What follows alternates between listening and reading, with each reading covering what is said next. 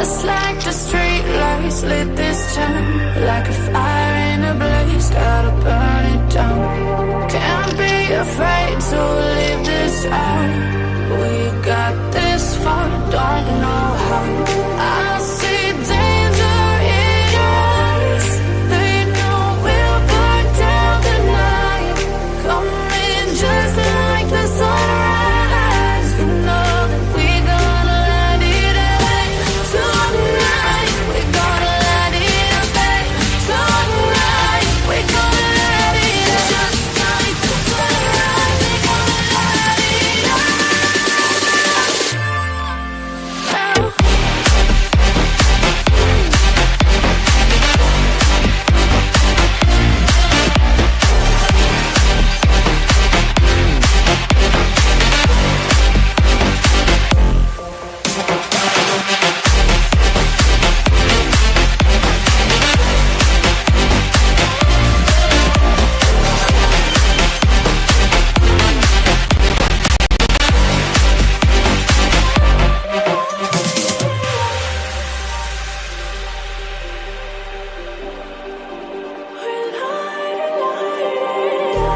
Just like a spark that's breaking out.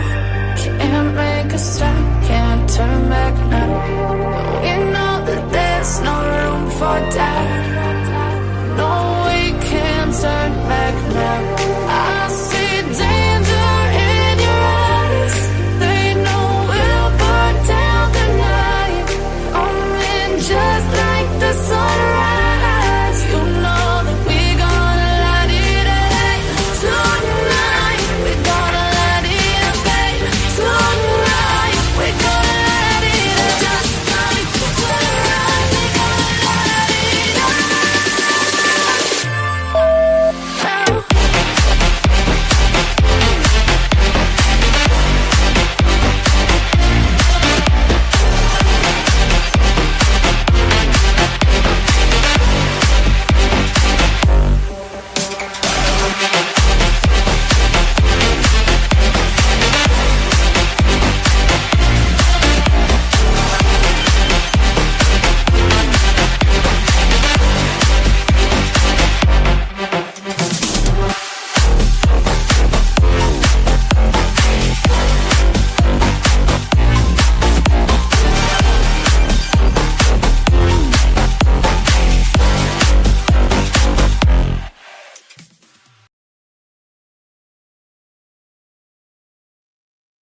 Didn't add myself to the stage there for a minute. Welcome in, everybody. How's everybody doing this evening? Welcome in, welcome in, welcome in. It's good to see you guys. Good to see you guys in the chat. It's good to see everybody. Hopefully you guys are having a great weekend. It's, Saturday, so hopefully you guys went out and you did something fun, or maybe you just went out and laid by the pool, or you just laid out in the grass, whatever you did. Hopefully it was something fun and it was something, that you like to do. Me and my better half, we went on a day date today. It was a lot of fun. We haven't done that in a while, actually. We go out like every weekend, but we actually went and went shopping and we went to eat. I don't know. It was fun. So hopefully you guys got to do something just as fun, because it was a good day. Let me tell you, good day to be me. Hey, Ashley Higgins. Welcome in, everybody. It's good to see everyone. I saw that we had Baby Girl, Ladybug, and Mary Beth in here tonight as mods. I was like, well, I love that. You put a shelf together? Well, better than what I could do, Canvas. I can't put nothing together. I don't even try. I don't. If you guys remember the storage bench I was gonna buy, I got it. But Vincent was like, I'm gonna have to put that together. And I'm like, yeah, you are. You're gonna have to put that together, and it's gonna be a million pieces. Some lady said it took her 2 hours to put together. He'll probably have it done in a little less than that, but I thought that was fun. That's what you did on Wednesday, Ladybug. Isn't that fun? It was so much fun. We had a good day. I actually got a fall jacket. I got 2 of them, actually. I only have a trench coat. You can't really wear that. I mean, you can wear it in the fall, but it gets a little nippy out here in Ohio. We can go through all 4 seasons in one day. So if you are new to the channel, my name is Tanya or TitaniumBuilt. You can call me either or. Welcome to the channel. If you're not new here, welcome back. And thank you for joining me tonight. I did put a video out today. It was a premiere. I asked YouTube if it's better to do it as a premiere or put it out as a video, and it said premiere. So I did it as a premiere. And we watched that. I think it was like 1:15 today. So it was either 12 or 1. I put it out. So I put it out this afternoon. If you guys want to go back and watch it, it's just a compilation of all of Dylan Mortenson's statements throughout the investigation. So if you guys wanted to see those, they're in one place. I think we may go over that one night and go through, go through and see what is actually different about the statements. So. And Dion said, Tanya, do you have Anne who likes to go shopping? Oh man, yeah, he does. He did today anyway. I was like, well, hot damn, if you're saying you're going to go, yeah. He actually asked me if I wanted to go. I was like, well, yeah. But he needed some new shirts for work, so it all worked out. It worked out for all of us. I am in Ohio. I am near Cincinnati. I'm like southwest, I would say. Southwest Ohio. Ohio for you too, Moose. Look at that. Coming in hot with the Ohio people. Well, looky there. Is anyone else from Ohio? Anybody want to come in the chat and say, I'm from Ohio too? It's a good state. It is. I'm not going to complain about it. I won't complain about Ohio too much. Tonight we'll go ahead and get right into it. We're going to talk about the Idaho 4, obviously, but the new chief of police. So I didn't know when they switched chiefs. I knew that they did. I knew that Chief Fry had left, but I didn't know when. I guess it was the spring of 2024. So then Anthony Dahlinger, he went in his place.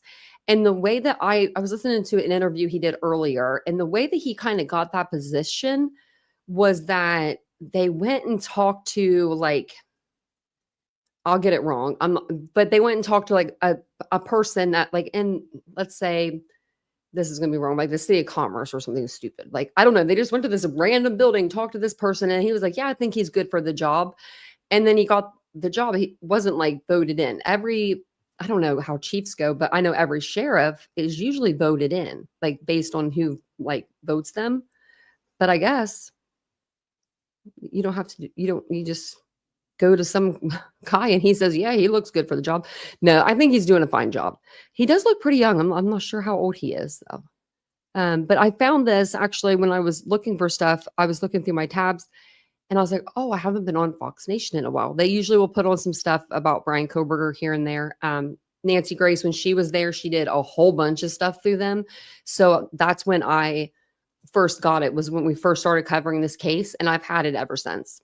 I just don't cancel it. I don't know. But then we always find something. So this is actually an hour and 20-minute interview that he did. So I'm going to let it play. I'm going to commentate over it, of course, and I'll drop the link in the chat. But it is a paid subscription, so I don't know how that'll work. It might just pop you back over to the paid part. But you might be able to do a trial. I'm not sure if they have anything going on right now, but they might. And I just got it off Fox Nation. So we'll go through it and then we'll talk about it. We'll see what's going on because he's obviously going to say a whole lot in this one. So we did go over the Fox News that he was on the other day, but this is Fox Nation. So I think that they had just taken an 8-minute of that clip just to get people, come over here. So we'll go ahead and we'll get started with this. If you guys don't mind, take a second, hit the like button. If you decide you don't like the content, you could always just remove it if you want. No, it does help us get into the algorithm. I know that it's a pain in the butt, but we do have to ask you. Well, we don't have to, but we do. If you guys haven't subscribed to the channel, hopefully you will subscribe by the end of this evening. And yeah, that's all I got, I guess. I'm going to go ahead. I usually we'll leave it like this, but I'm going to put it a little bit bigger like it was. Maybe. Okay, I don't know where I'm going to be. I don't know where I'm at. I don't know where I'm at. I don't have it. Do I not have that setting? There it is. It's wow, that setting is all the way back. Sorry about that, guys. Hopefully I didn't make you dizzy. Hopefully. Okay, so I'm going to go ahead and play it. If anyone comes in, they can just always, catch up on 2 times. But this is going to be, like I said, the interview with police chief, and he's the new chief, Dahlinger. He was overseeing, he said, the services department before he got into this new role as the chief. So Chief Fry, like I said, he left in the spring of 2024. So he was in there for a pretty long time after Bryan was arrested and everything. So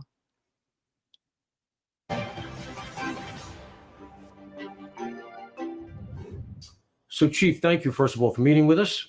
We appreciate it. We know you're very busy. So, first of all, just tell us your current rank and what your role is here in Moscow. Yeah, I'm the chief of police, so I am the head of the agency now. I've only been in this seat for a little over a year and a half since our prior chief retired. So back in 2022, when the task force was formed to investigate the Kohberger case, what was your role at the time? At the time, I was our services division commander. I was rank of captain, and that position oversees our investigative unit plus all of our ancillary duties, parking, records, pretty much anything that wasn't patrol. All right, so you had the specialized units, essentially. Okay, so now the case comes in. What were the components of the task force? Because I know you had a lot of different agencies. So can you break that out for us? Yeah, we always maintained primary control of the investigation, but we had the aid of the Idaho State Police. The Federal Bureau of Investigations came in, and a lot of their other partners. Pennsylvania State Police ended up helping us at one point. Right. We had a lot of people on the ground. How many total? Oh, gosh, I don't know the exact number. I mean, you had the FBI, you had Idaho State Police, PAPD was in it at one point here. At one point, I read it was well over 60. Does that sound about right? Oh, I would imagine so. We had this building. This building's only about 3 years old. Right. And thankfully we had it, because by the time we had as much resources here, every single one of our offices was filled to the gills with people. And this was a command center for the entire thing. Yes. And Moscow PD is running the case. Correct. Who was the lead investigator on the case? It was one of your people? Yes, it was Corporal Brett Payne at the time. Okay, and he was the affiant on a lot of the paperwork I saw, right? Correct. Okay. So let me ask you, right from the start. I will say really quick, he was on a lot of the paperwork that we read, it seemed like, though. So I don't know. What was the feeling inside the task force as far as whether or not you were going to get there, whether you were going to solve this thing? Yeah, the feeling, it was palpable. We were all on the same sheet of music. We had the same drive, the same fire in our belly. There was not once did we have an issue with people's egos getting in the way or anything like that a lot of times some of these investigations can have. It was every single day coming together and working as a cohesive team to get the end result that we wanted. So the thing ran smoothly. Very smoothly. And you had also some analysts back in D.C. working as well, correct? We had help all over the country. Yeah, with the federal agencies and their resources, it was wherever we needed them. Were you guys aware inside the task force of the intense media interest in this and maybe some of the skepticism that began to develop whether or not you'd get a solve? Well, that was one part of this investigation that we certainly weren't ready for. Didn't think it was going to happen. None of us thought that this would turn into an international media event, and it caught us off guard, myself included, as I was tasked with being the head of our communications at the time. So in the task force, what's your role? And I know you're over the specialized unit. Chief Fry is overall the entire chief of police at the time, but your role specifically at the time as the task force develops before you're the chief, what were you doing? Yeah, well, it was, of course, like most of these investigations goes, utter chaos to begin with. We were just trying to get the investigation off the ground, start doing preliminary interviews, all of those types of things. And I believe it was day 2, I walked into work and Chief Fry appointed me the public information officer. He delegated that. Typically in our agency, the chief of police is our public information officer because we're a small municipal police department. How many total for the Moscow PD? When we're fully staffed, 35 sworn. Okay. So you're the outward-facing officer here. You're doing the press. And you're also, though, at the same time, you are the commander. Did he say 35? Because I think there was 150 detectives working this whenever it was that. It's like back in December, January, maybe. I don't know. And I remember being on the Moscow Homicides webpage. So it'd been November, December. Commanding officer, overall specialized unit. So the detective bureau is reporting to you, correct? Correct. So there must have been a lot of herding of the cats in this building, right? I mean, like, how did you set it up in here? Because you got stuff coming in. At one point, my understanding is we were getting something like 1,000 tips a day. Is that accurate?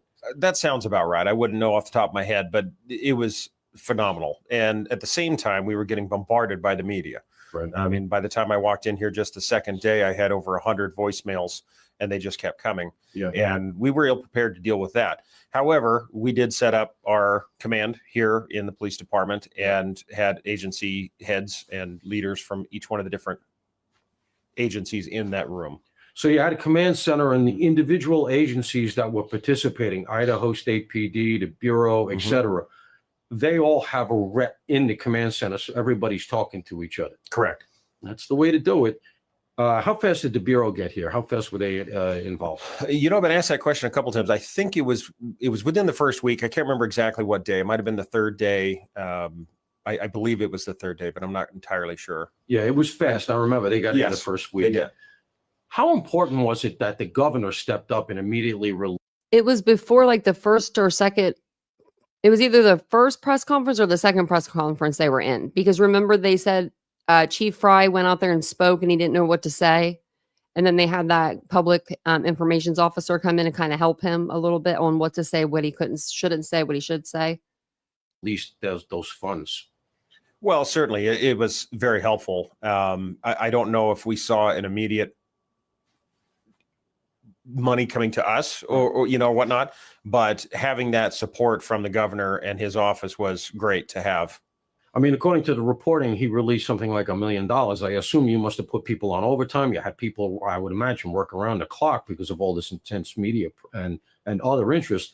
And irrespective of the media, it's a very serious crime scene for Moscow. Am I wrong? Absolutely. Yeah. We were here. It felt like 24 hours a day for most of us. No, I was out here at the time. And, I remember that the place was humming even at night. How many homicides usually a year do you get under your jurisdiction? Oh, well, I say annually 0. Right. We typically have had one homicide every 5 to 7 years, something like that, I believe is our quote unquote average. So let's go to the night of, all right? It's November 13th, 2022. Where is Chief Dahlinger? Well, that morning, it was sitting at home. It was my day off. I was watching a little bit of television, waiting to go to a friend's get together for their birthday, and my phone rang. I was not the commander on call, if I remember correctly, but I got a phone call anyway, which usually is not good news. Now, this is actually early morning at this point, correct? Right? Okay. Yeah, it was shortly after the call came in, and didn't expect to hear what I heard on the other end of the line, that we had not only a homicide, but we had a quadruple homicide. 4 U of I students were killed, and my initial reaction was disbelief. Right. Heavy crime scene for you guys. Did you go to the scene? Immediately. You did. So look, I'm not going to ask you to be real graphic here, but could you imagine like being a cop? I don't know if you guys have a job where you have to do this, but I've never had a job. I don't think where I've had, well, no, not like where I've had to do this, where you are expecting to go to a friend's birthday party, right? And you got your birthday clothes on, you're out of your police clothes, and they give you a call and you look at your phone and you're like, oh man, like instantly, you have to go into work mode. I would be like, y'all gonna have to give me an hour. I'm gonna have to like get ready, And congratulations, TCL. That's so exciting. So exciting. A lot of speculation online and elsewhere regarding what occurred in the house, what you found when you got there in terms of positioning, etc. So without being too graphic, who was where and what did you find when you got there? So upon arrival, the initial officers found Zaina and Ethan in Zaina's bedroom on the second floor. Right. And then on the third floor in Maddie's room were Maddie and Kaylee. So let's confirm a couple of things. Maddie and Kaylee, they're on the third floor. They're in the bed together. Correct. The knife sheath is found under Maddie. Now, when you get there, the scene is still being processed, right? Is it only just patrol there, or have the detectives gotten there yet? So our detective sergeant at the time had arrived and done an initial look at the scene, and he did a very good job. He recognized that this was going to be a major event, so he immediately called our friends with the Idaho State Police and had them start rolling. So it more or less turned into the initial officers and detectives were just cordoning off the scene as we typically would do, right, and get ready for the full scene forensically to be processed. So Idaho State Police does the crime scene. Correct. Okay. Let's go to the second floor. Again, a lot of speculation. Okay. Where were the two bodies positioned, Ethan and Xana? Well, Ethan was still in the bed Right. in Xana's room, and Xana was on the floor. In the doorway, more near the bed. What's your recollection? If I recall, more in the middle of the room. Middle of the room. Mhm. What was the sort of theory as to what had occurred in terms of the sequence of events inside the house? So the evidence showed that the suspect went to the third floor first. Yep. Now, we don't have information on, of course, everybody wants to know who was the target, Right. the motive. We still don't have a lot of those answers. That remains undetermined. Correct. Okay. But we know that he went to the third floor first. Whether or not he went to Maddie's room first or he went to Kaylee's room, again, we're not sure. But obviously he found Maddie and Kaylee together in Maddie's room. And the dog is where? I believe the dog was found when we arrived in Kaylee's room. Dog's in Kaylee's room. Mhm. Okay, so we don't know which room he goes to first. Now, he comes in through the back door, correct? Correct. Okay. Where's his car? In the parking lot of the neighboring apartment complex. Okay, up so that above. parking lot that's above, so he can look down into the second floor.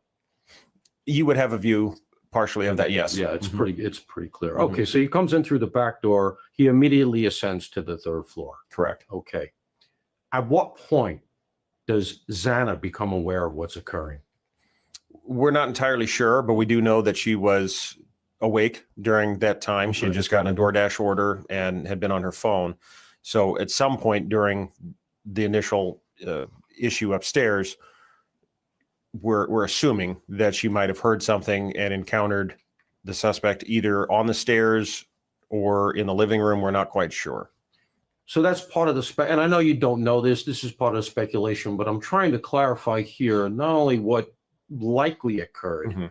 but the fact that we don't know what occurred, and all of this is speculation because this, the theories develop that they know what happened, they're just not releasing it, etc. So I think that's why this is so important. It's clarifying. So even from your perspective, as a guy that was at the scene, that was embedded in the investigation, as far as you know, whether or not Xana came up the stairs and eyeballed him and he chased her, Mhm. or he came down the stairs and encountered her there, or whether she was doing something in the kitchen. There's some speculation she had gotten the DoorDash, she went into the kitchen, maybe to eat it or heat it up. We don't know any of that. Correct. And we have to follow the evidence, as you know. Yeah, of course. We'll get into some of the, important questions here that have really been the subject of speculation. So, I want to be respectful. Why do you think he did not attack Dylan? Again, that's just pure speculation. We just don't know. Does she, in the interviews with her, have any inclination as to why? Did he see her? Definitely. From her recollection, if I recall, she did say that they looked at each other. Their eyeballs met. Correct. And yet he walks right by. Correct. So he's just done what he did. He's literally walking out of the second floor bedroom that Xana was in. And I would imagine that the theory is that Xana first and then Ethan, because Ethan is still in the bed. Does it look like Ethan slept through the whole thing? To try not to get, too into that out of respect, it appeared that when it began, he was likely asleep. Right. Certainly could have been startled awake, but was dispatched rather quickly Right. during the event. So he didn't really have a whole lot of time to react. Correct. Do you think that Xana had already been attacked before? I believe if he had time to react, that he would have taken Bryan Kohberger down. I mean, he was, what do you have, like 6 inches on him and 50 pounds or more? Probably more than, I don't even know. I just know that he was a lot bigger than the Kohberger that we saw in sentencing that day. His little wrists were smaller than mine. Or Ethan? I believe so. Okay, so our sequence of events appears to be the two upstairs. He's coming out of doing what he just did on the second floor, in the second floor bedroom of Xana and Ethan. He's exiting there. The knife sheath, we know, is still upstairs under Maddie. Dylan gives the description, and it's a pretty good description. It ends up being important, I believe. Body size, shape, body type, bushy eyebrows, balaclava. But she doesn't mention a bloody knife that he would have been holding, or am I wrong? Did she mention that? She said that she saw something in his hands. She did. Yes, but she couldn't describe exactly what it was. Like any more details than that? He was holding something that looked like a weapon, or she just said something? What did she say he was holding? I best of my recollection, I'd have to review the notes of the investigators when they had the conversations with her, but it wasn't a knife type. It was almost a box, she said, something a little bit larger. I believe at one point she might have said something about like the size of a small vacuum or something like that. I see. So she said he's holding some kind of implement. Something, yes. Okay, so she does notice that, and that is corroborative of what had just occurred. There was some reporting right around the plea deal that there may have been a second weapon involved. Does that track to that? What did the task force think? That there was a second weapon used, or was it just the knife? All the evidence showed that there was one singular knife that was used to kill all four of the victims. I see. So we're down to essentially the one knife. He's walking out for whatever reason. She doesn't totally eyeball it, but she sees something. Okay, that's clarifying. Did Dylan give any indication of what his demeanor was when they met eyeballs? No, I don't believe so. I believe she just saw that their eyes met. She took note of his eyebrows and that he was holding something, and that was about it. And then she closed the door. And he's moving in an unhurried way. He's just sort of walking out the door. Now, I believe that was her description. So she goes downstairs. As we know, she's exchanging text messages. She's all kinds of freaked out. Look, I'm not telling anybody anything that they don't know. The girls have been partying, maybe she's a little intox. She goes downstairs and she sleeps downstairs with Bethany. And then the next morning she calls 911, or does Bethany call 911? I believe it was Bethany on Dylan's phone. So Dylan gave a pretty good description, as you already said. And, there's all this speculation. Why didn't she call 911? Am I wrong in saying that even had she called 911, there was likely nothing that was going to be able to be done for the victims? That's correct. So it might have had some investigatory value because you guys would have got there sooner, and maybe he's still driving around or whatever if you were able to get to him as a suspect. But that's really, really a remote possibility. So what I want to do is talk about the fact that Dylan, because she had the presence of mind to get the description she did and to give it to the task force, it ends up being quite important because, am I wrong in saying that her description ends up being an important factor in some of the subsequent legal proceedings, in the fact that you guys get the search warrants, you get subpoenas, you work off of the description that she gave you? Was her description not an important piece of the puzzle? Certainly was. Yeah, it was helpful. And then once we identified the suspect, those details that she was able to give did match. So were those details used in some of the legal process that went in to the prosecutor's office in order to get the search warrants and subpoenas and all of that? The specific description of the suspect? I believe so, but I'd have to check the paperwork. Yeah, so from where I sit, she came through as, because I know there's been a lot of question. Why didn't she call 911? It doesn't matter at that point. There's nothing that could have been done. I think that's an important fact because, she's got to live with this, So, Chief, there's some recent reporting that Kohberger was heard by Dylan literally saying Kaylee's name during the attack. Is that accurate? Did the task force hear this? Not that I can recall. I'm not quite sure where they got that report, but that doesn't seem accurate to me. So you don't remember hearing anything about him saying the name of Kaylee or any of the girls? Correct. The only thing that I believe was reported was that he said something. Someone heard a voice say something along the lines of, "It's okay, I'm here to help you." Now, I got to ask this. I've heard the 911 call. I think we all have. Bethany's on the phone. And she's describing the scene and she's saying, "I can't wake my roommate up," etc. How do you account for the fact that in light of the scene, And at this point, she hasn't gone upstairs when they call 911. They're only talking about the second floor. There's no mention of blood. You've seen the scene. You were there.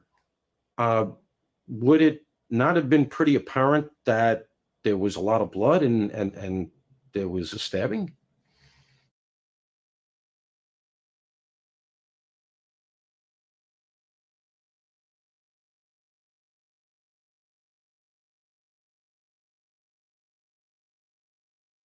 I don't know why he muted.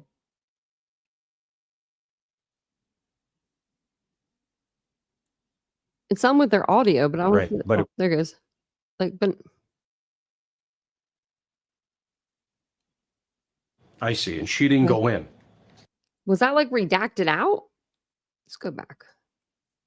I'm no lip reader. Is anybody a lip reader in this place? Blood and there was a stabbing? Oh, wait, hold on. I gotta The go only back thing a little that bit. I believe was reported was that he said something someone heard a voice say something along the lines of, "It's okay, I'm here to help you." Now, I got to ask this. I've heard the 911 call. I think we all have. Bethany's on the phone, and she's describing the scene, and she's saying, I can't wake my roommate up, etc. How do you account for the fact that in light of the scene, and at this That point, part. she hasn't gone upstairs when they call 911. They're only talking about the second floor. There's no mention of blood. You've seen the scene. You were there. Would it not have been pretty apparent that there was a lot of blood and there was a stabbing? Okay, it looked like you said, well, yes, but I don't know.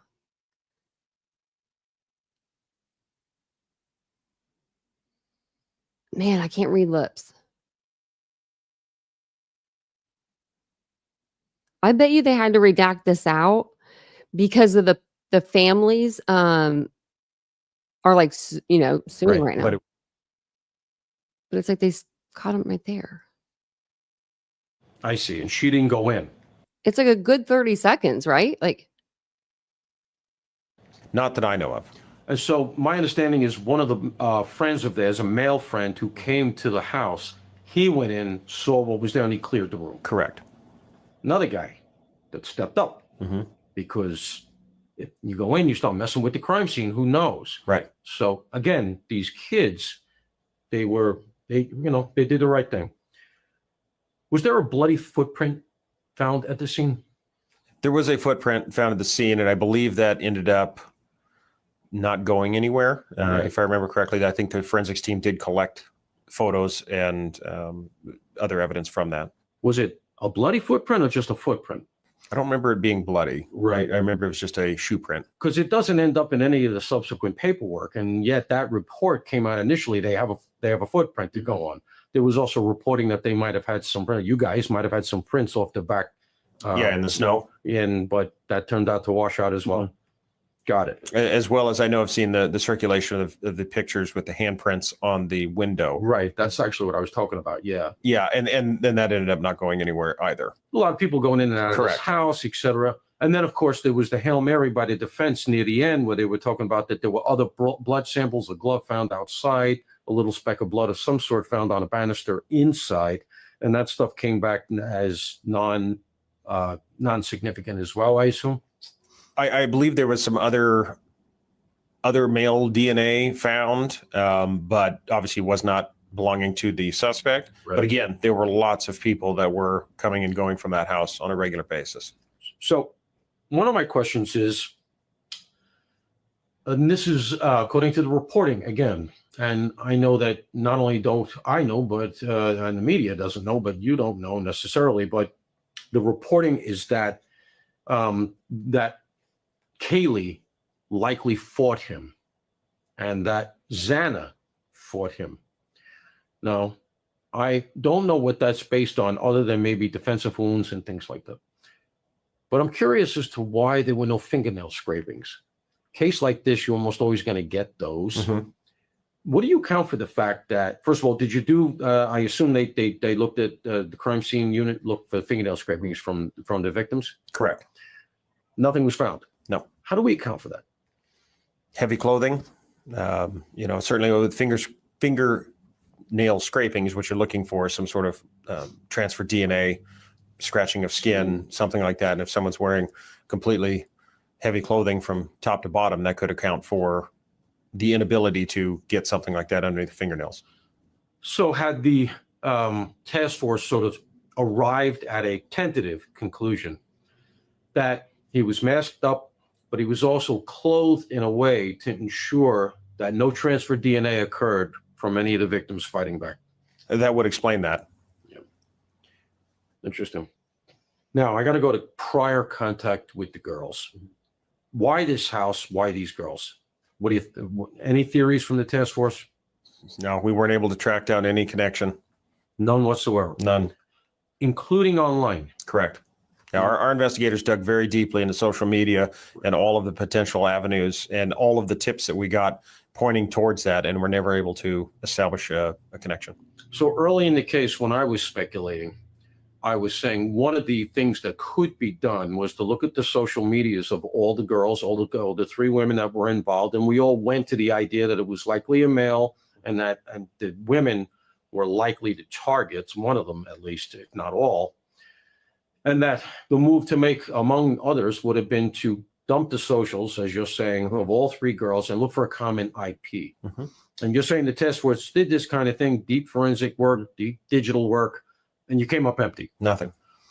We did find, once we got his devices, that he had been routinely wiping them and using programs to do such. Right. But in all of our other dives into all of the social media of everybody involved, we weren't able to find any kind of a connection. Right. So that was my next question. Was there indication that he was taking steps to obfuscate his cyber footprint? Yes.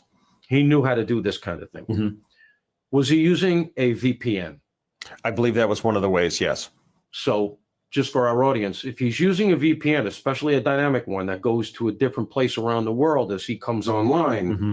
it's going to be next to impossible to ascertain which one of the cyber footprints that his machine would have left from his apartment in Pullman on the social media. So it's possible that he was cyber stalking them. It was just that he took steps to obscure that. It's possible. There's a lot of things that are possible, but again, I mean, he could have. If I was Bryan Kohberger, right? What if he didn't use his own picture or his name, right? Like, I know these girls had pretty big accounts. I could look them up, I guess, on Instagram and see. But if they had so many people following them, like thousands and thousands of people, let's say 20,000 people were following Kaylee, let's just say, right? Did these officers go through every single profile on her Instagram and reach out to every single person to make sure that they are who they say they are? Because that could be one way that he could have been, like, you know, stalking them or whatever it may be. And these officers may not even know, because it's called a catfish, right? It's called a catfish there, Dahlinger. Could he have been a catfish? Ask that question, sir. And we have to follow the evidence, and we could not find any evidence of a connection there. All right, so that's, you know, this sort of cyber stalking theme, you know, that's out there, that theory. But what about physical? You know, one of the things that struck me is that the house, God bless them, you know, was particularly amenable to surveillance. You know, you have that back parking lot, you have the trees that would obscure anybody watching. So I have to ask, was it possible he encountered them in the actual world? One of the theories that's out there is that at least one or two of the girls had worked at a Greek restaurant. Am I correct in that? Correct. But there was no indication that he encountered them there. No, we found nothing of that nature.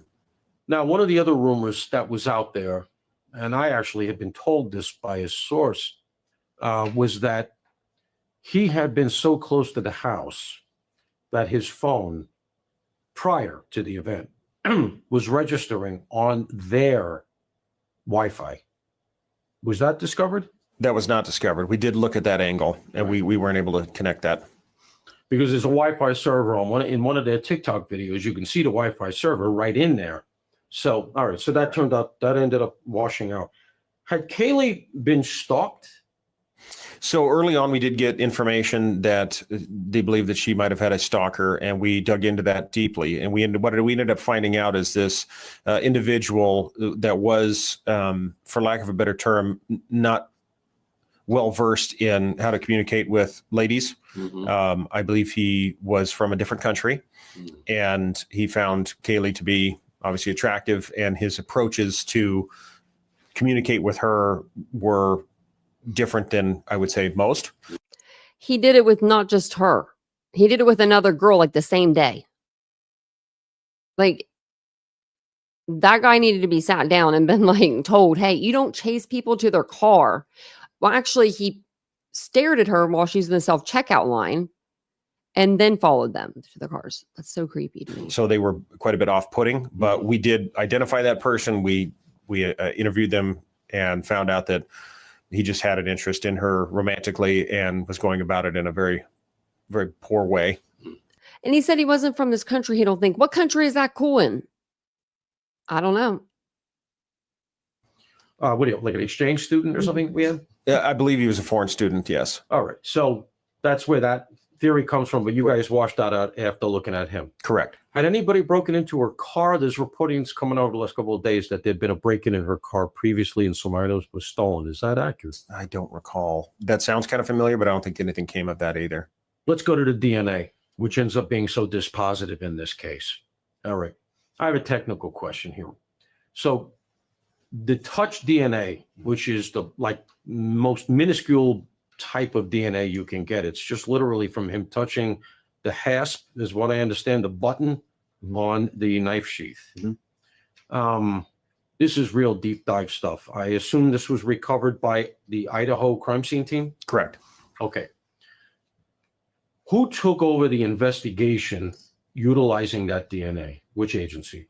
We remained in control of the investigation. We just utilized our partnership with the Idaho State Police, because here in Idaho, the Idaho State Police have the forensics labs that majority of our agencies across the state utilize, including for DNA, fingerprints, drugs, all of those things. And so when that was recovered, it was immediately hand delivered down to the Meridian lab for them to start working on. So they ping it through CODIS, you don't have a hit. Correct. So now you have a minuscule bit of touch DNA. What did they do with it then? They were able to create an entire profile from that touch DNA. And then that profile was hand delivered to Othram Labs in Texas. And what did they do with it? So they started working on the IgG. Okay, the investigatory genealogical DNA stuff. Correct. That is possible now. So tease that out for us a little bit. So what they do is they utilize a profile to try to find, through all of their databases, potential matches or family trees that this DNA maybe could have come from. Why is this being done in Texas? So Othram Labs is the lab that the Idaho State Police contracts with for those services. And so that's why I went to them initially. Okay, so they had been reporting that all of this was run by the FBI. That's inaccurate. That's inaccurate. Okay, so you guys capture the DNA together with Idaho State Police. They do the forensics.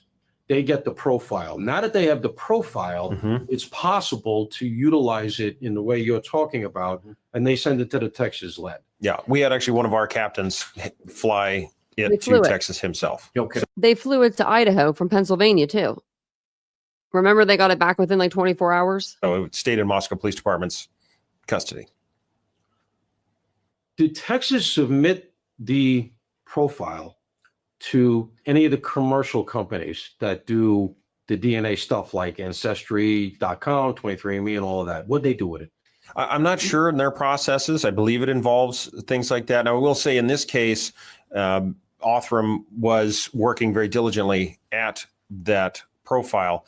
And then the decision was made by the investigative team that the FBI had a lot of resources for IgG as well. And so we took that and transferred it to the FBI, their lab and their capabilities. And they were actually the ones that ended up finding the connection to the family.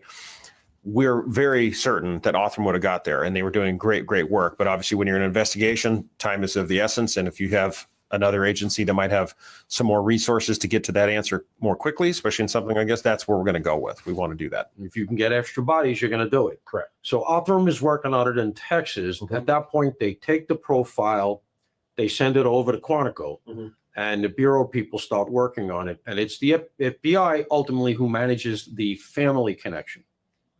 Yes, and how they do that and how they came up with that, I'm not entirely sure. let's go to the IgG again, the investigative genetic genealogy. We talked about the methodology. They weren't sure You how he have got to that, but the I mean, DNA profile. he can't know everything. I mean, I'll give him that. Like when he was in the actual investigations part of this case, he was in the communications department.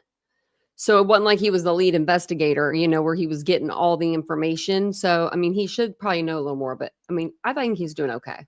It doesn't I'll go give to him a the break suspect, but it so goes to far. somebody maybe 2, 3, 4 off that suspect. You have to build it out. You guys work with Idaho State PD. Their crime scene does the crime scene. They find this touch DNA, which in a violent crime scene like this with all of this blood, to pull that out is excellent work that has to be recognized. In the middle of all this, they get a little bit of touch DNA on the button of the sheath. Amazing. All right. That goes down. The profile is built out. It goes down to Texas while they work on it. It also goes over to the Bureau. They work on it in Quantico. And at that point, it goes to a possible. Now, this is well before you're anywhere near an arrest. This is going on. Who did that DNA investigation, the IgG investigation in Kohberger's family, ultimately go to? Is it accurate that it was his father? Yes. Ultimately, that was the match from the trash pull in Pennsylvania. We matched it to his father. That profile was the son of the DNA we got off the Q-tip in Pennsylvania. So, yes. All right. So the trash pull in Pennsylvania was confirmatory. But was the DNA how you developed Bryan Kohberger, as a possible? Yes, I believe we got a possible family to look at. From the FBI analysis of the IgG? From the IgG. Mm-hmm. Okay, so any idea about how many possibles they had looked at before they settled on that? I don't recall. And was it just that when looking at the family, they put together that there was a family member living nearby the crime scene? Once we started getting some of this information, that snowball started rolling downhill. Everything started matching up. That's when we were able to learn that he was going to school at WSU. The vehicle, we found out that he had the Elantra, and then that matched. And that's when the case really started coming together. So the timeline here is something that I'm interested in, because obviously the defense attacked the DNA and they wanted to get the DNA out. They were unsuccessful, but it's new science, and so that's always a vulnerability. But there's a question of when you guys began to really look hard at him, because you got another avenue of investigation that has nothing to do with the DNA, which was recognized by the judge here before the case was moved out of Latham County. And that was that these 2 campus cops out in Pullman identified a possible car after you guys found the car, you put it out. So I'm interested in what happened first. Was the tip from Pullman's cops, the 2 campus cops, saying we have a car that matches it? And then from there, you would have been able to get, the owner of that car and what he looks like. It tracks the Dylan's description. And then you have the whole DNA thing. So there's 2 avenues from where I sit. Which came first? So how that ended up shaking out was the FBI vehicle analysis folks gave us a bit wider year range for that Elantra initially.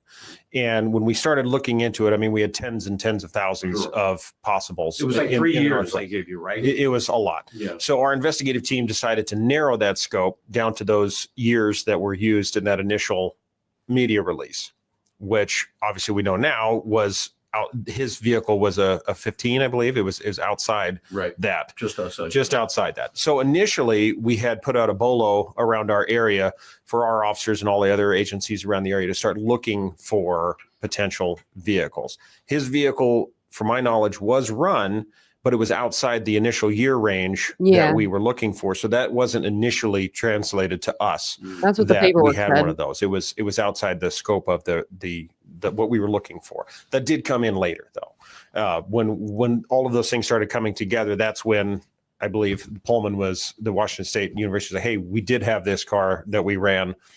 And then the family matched the owner of the car, and we started putting those things together. And he had been stopped twice previously in the area, right? There was a couple car stops. One, I believe he, he made an unsafe lane change or something. He had been stopped, and you had that to lean on as well. Here's where I'm going with that. The video that you guys released, there was no front plate. Mhm. And so he was outside the initial date range. And so that wasn't a hot tip.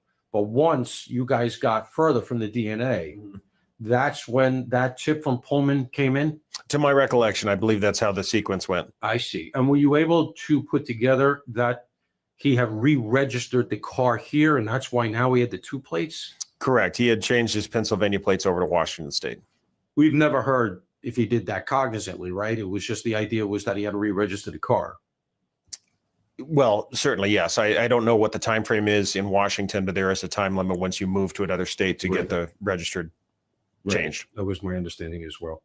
Okay, the crime scene.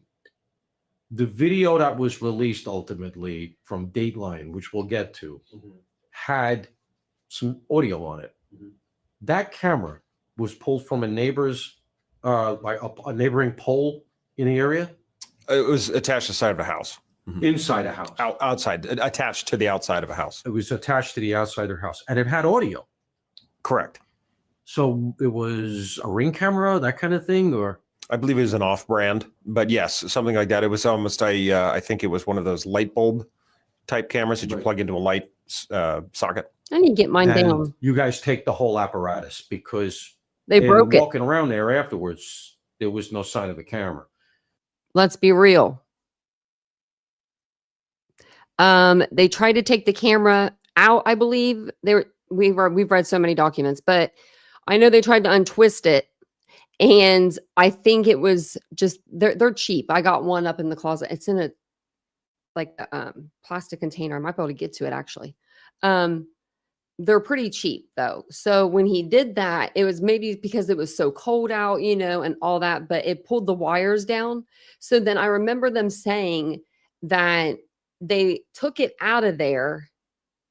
They took it back with them, but then whenever they took it back to the house, they used the plug-in. There's a plug-in adapter, and you can use it to plug it into the wall if you don't have a light bulb. And they rigged it up and used that so that way they could retrieve all the data they needed to off of it. But they almost broke the dang thing. And I don't think those people had bought the where it goes to their phone. I think they just got where it's in the camera. You know what I mean? You get so much storage. So because I didn't buy any extra storage when I did all those little experiments and stuff. Got it. I don't think I did anyway. Who handled the digital forensics? Who did the websites, the cell tower dumps, all of that stuff? Well, not only our forensics detectives, but our partners in the FBI helped us out a great deal there. So you had a lot of analysts punching because it's a lot of data. Yes. Okay. There's a lot of speculation in this case about the cross-country drive. So was he identified as a possible before he left town? No, we did not have his name. And he was not even on the radar as a likely suspect when his father came here and drove away with him. That's correct. I believe Lieutenant Gilbertson said it best recently in another interview that obviously if we'd have had that information, he would not have been able to leave the area. Okay, so that's a question that a lot of people have. If you were tailing him and all this other stuff, then why didn't you just do a DNA search on his garbage or in his car, or sneak and peek or something like that? So they're reporting that the FBI was trailing him cross country and then lost him, and all. That's all wrong. Completely wrong. It's important. I knew it. Any indication that the father had any inclination, any indication that maybe his son was involved? Not that we know of. Was the family cooperative? I don't believe our investigators ever spoke with the family. Okay. Ultimately, when you do a search warrant on his apartment, anything of interest at all found there? No. Physically. No. There was some reporting that there was some blood samples maybe found on linen or anything like that. None of that ended up being relevant. No. Okay. Must Did have been Bryan his Kohberger own. go to the Because they tested 60 different stains or only 3 of them or 4 of them came back as presumptive for blood. It was 1 or 2 on the pillow and then 2 on the mattress protector. So that could have been from him having like a bloody nose or something. Vigil that was held for the victims. Do we know that? We don't know. Because that was a big reporting as well, that there was video of him spotted, him walking around, etc. No indication of that. No. So let me just clarify something.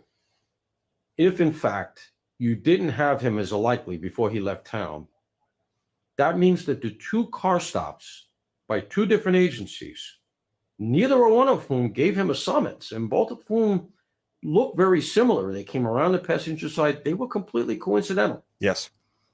Okay, it does happen. People that, there's no coincidence in investigations. That's just wrong. They happen all the time. Mm-hmm.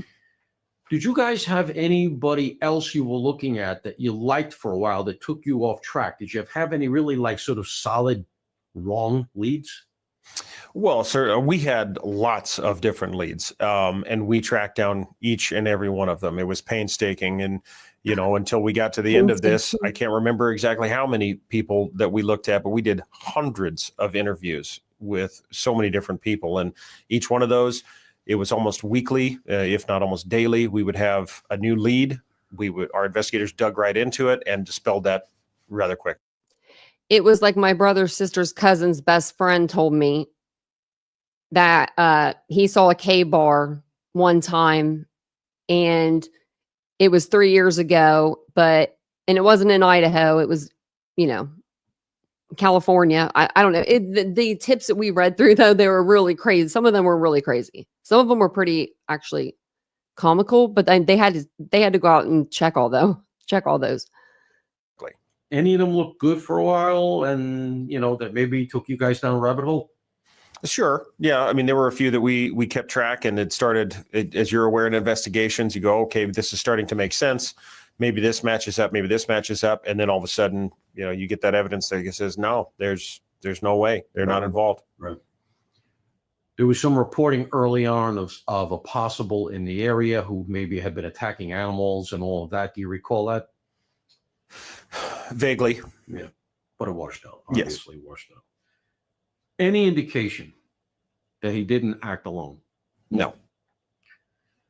The selfie he took that you guys ultimately get off his phone, does it show scratches or any bruising on his hands? It was taken right after ultimately it never ends up going in at trial.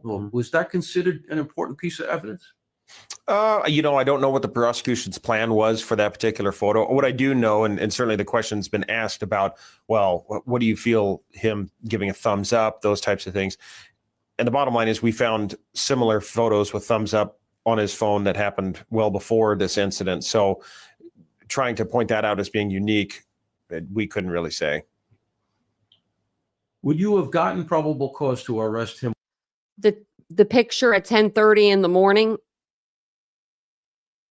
the day of the murder? No, that is definitely, I don't care if every single picture on his camera roll is him doing a thumbs up in the same outfit. That picture at that time, on that date, right after his freshly showered body had been, still has the shower curtain, it looks like. I don't know. I don't think he ever used that shower curtain because it looks like a brand new one in there. And he takes that selfie. No, he took that one on purpose. That one was his, I just did some big shit selfie, I'm the man now. I did something they don't know I did it. Without the DNA? I believe so. Based on what? Our investigators were very confident that based off of where we were going with the vehicle and the information that we gathered that route, as you put it before, there were kind of 2 different avenues, we would have got there. I don't know what our timeline would have been, but I believe we would have got there. You had the car, you had the description, you had all of this other stuff with the digital forensics, the phone, turning it off, the travel of the car and the phone together. And then, of course, he comes back to the scene the next morning. Let's move to Pennsylvania. I know you weren't out there. How did they surveil him in Pennsylvania? So he was already, when we got his name, we found out he was already back in Pennsylvania. So we called our partners in the FBI, and agents immediately began surveilling him. So he was already at home when they got his name. So he had already driven through Indiana, I'm like, he was in Pennsylvania when they got his name. And they're probably like, oh shit, what's he doing in Pennsylvania? 24 hours a day How? Do you know? in the area. I'm sure they used multiple different tactics. Probably Right. drones. Yeah, because it's a tough surveil. It's in a gated community, and one of those things where if there's a I big like black this van in LAS. front, it's going to be no. Mhm. How did the name come in? What was the linchpin where you said, this is the guy? Well, once we got the family name, and like I said, we were able to start piecing those puzzle pieces together. The car, he lives here in Washington State. He's only 8 miles away. The DNA came back, I think, around that same time as well. So it all just came together. And that's why we decided to do the trash pull in Pennsylvania. And then from the trash pull, you get DNA that tracks to his father. His Am I father. correct? Now, you guys got that, and then the arrest is literally made the next day. Now, my understanding is that when you pulled the DNA, it came back here to the Idaho lab to be Mhm. cultured. So how'd you get it back here so fast, and how'd you get the results Plane. so fast? Thankfully, we have some fantastic partners, and they flew it directly here, and we got it to the lab immediately. Yeah, it was very, For all the people that talk about people driving their private jets around. I'm just kidding. very fast. Mhm. When they I pulled would've it, done the came same thing. here. Who took the call from the Idaho State Police that said the likelihood of a match here is literally higher than the number of grains of sand on planet Earth? Who took that call that let you guys know? Absolutely. I it's forgot him. about Yeah, that. I don't know who specifically, but I know they called into our command center, and I remember when we got that information, it was a moment. Who's in charge of counting all the grains of sand in the world? Just curious. Big moment. A lot of high fives. A lot of emotion. Yep. Okay, who did the work on his phone? Now he's under arrest. Who jailbroke his phone? So I believe that was also a team effort with the FBI. I think they were the ones that did the initial data dump of his phone. And the stuff was examined by their analysts. And then they gave that information to our forensics team here, and they went through it. Did he have only the one phone? I don't recall. I believe so. I don't recall, though. Anything else found in the house that ends up being relevant that could have come in at trial? There was some reporting that he had Bundy videos and things like that. Was there anything else in the house that maybe His parents' house? Yep. I'm not sure on that one. Was there marijuana found in the house? There was some reporting. Oh on that yeah, as the well. green I stuff believe in so. the bag. Mm. And there was also a firearm. He had a Yeah. gun. Mhm. Any indication that This reporter, I like him.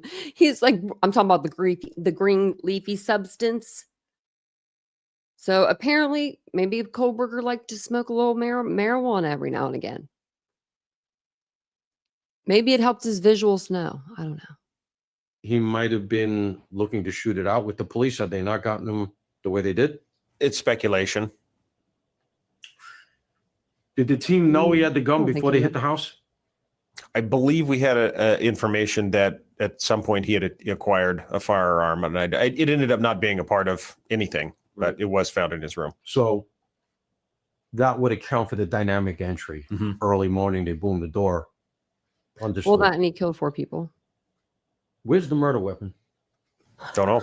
He said, "Where's the Any- murder weapon?" Any thoughts that the task force entertained that looked more likely than others? Well, I mean, we looked at every angle, but we live in North Idaho, or it's a rural area, and a K-bar knife is a relatively small item, so it's endless where that could be. I'm going to interrupt him for one more second, and then I'm going to try not to interrupt for a while. Do you remember when we were going through the different reports? There was like 4 or 5 or 6 reports where there was people that found knives.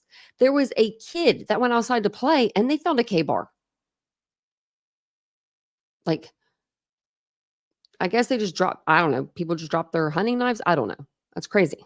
The initial probable cause affidavit for the arrest, I went through it closely. There was an indication that he had gone after the arrest to Johnson, Idaho. My understanding is that was cleaned up to be Johnson, Washington. I ask for the following reasons. Mhm. In looking at the timeline, it would have been possible while his phone was off for him to have traveled to Johnson, Idaho, 3 hours north of here, if he had did an average of 50 to 60 miles an hour. My understanding is that's a quarry area, a lot of water, etc. Am I right in saying that that ended up being a false lead, that it ended up not being where his car went in Johnson, Idaho? It was Johnson, Washington. Correct. I believe that was just a typo.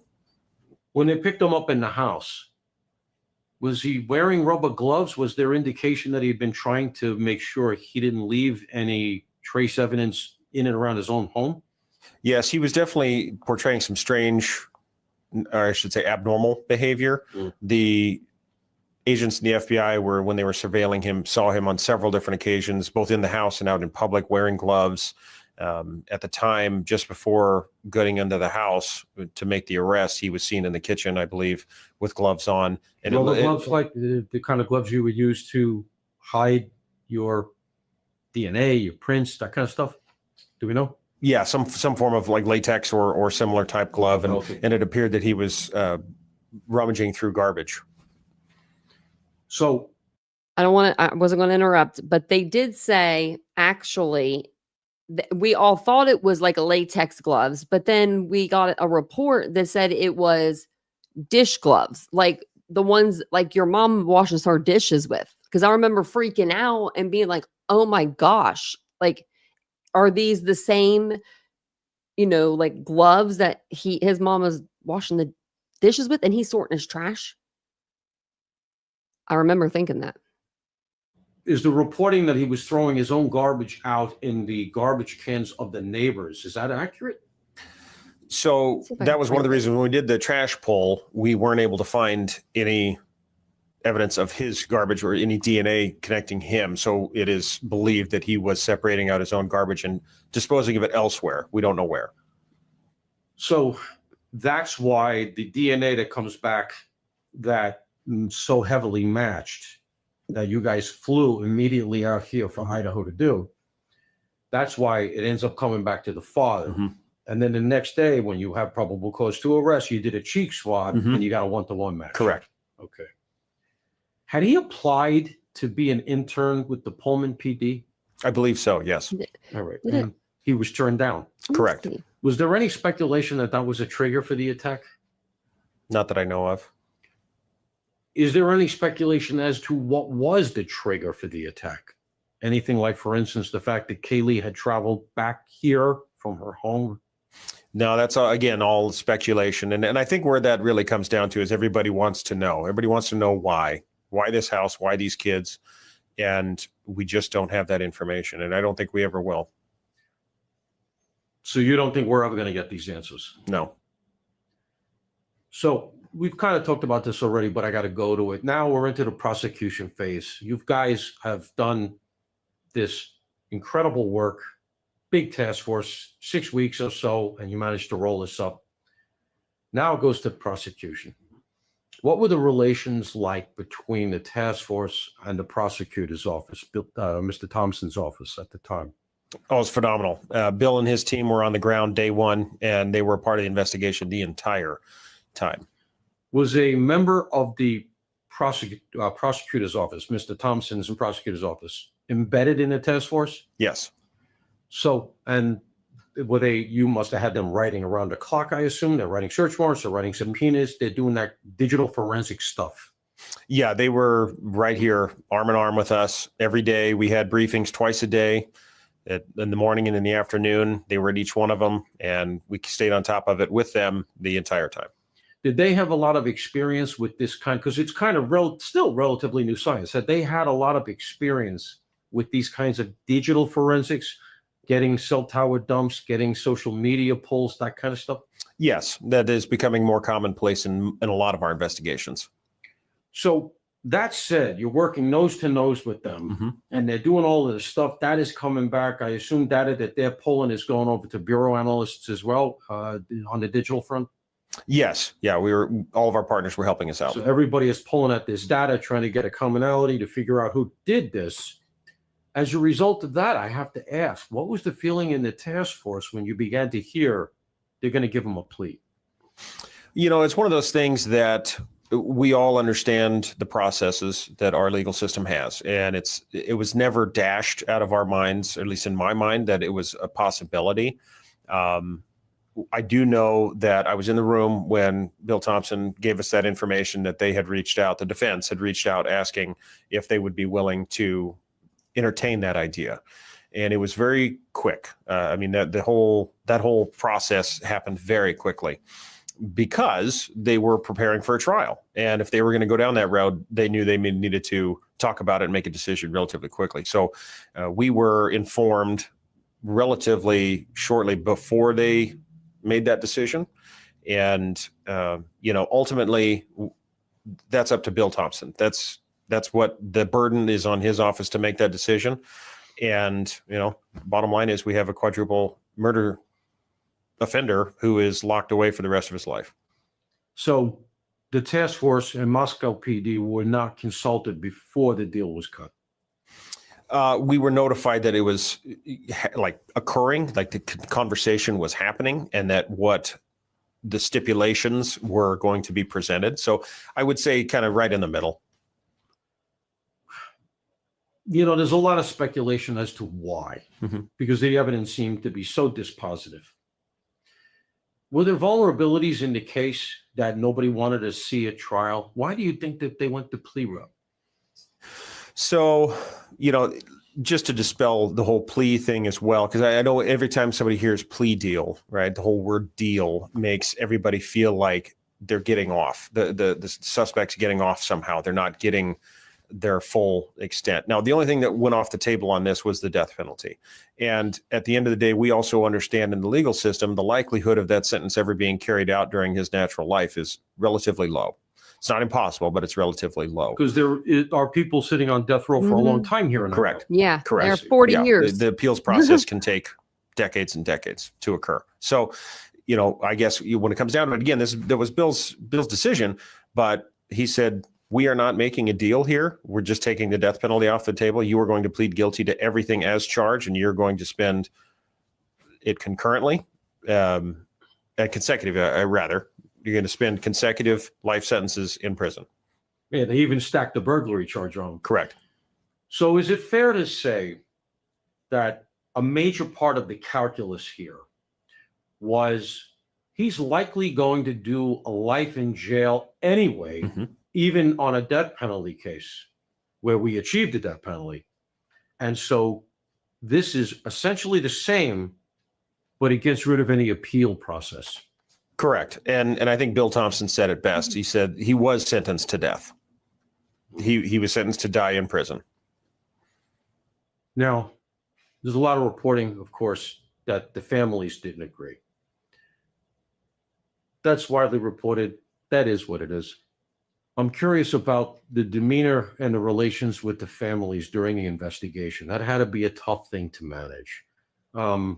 Was there dissent earlier on before the prosecution came in, before you had his name, as you were going forward? Was there a lot of that? It was a very challenging time. And I do know that we had one previous captain who's now retired who was tasked with being the family liaison officer for our department. And he spoke with each family every day, sometimes multiple times a day.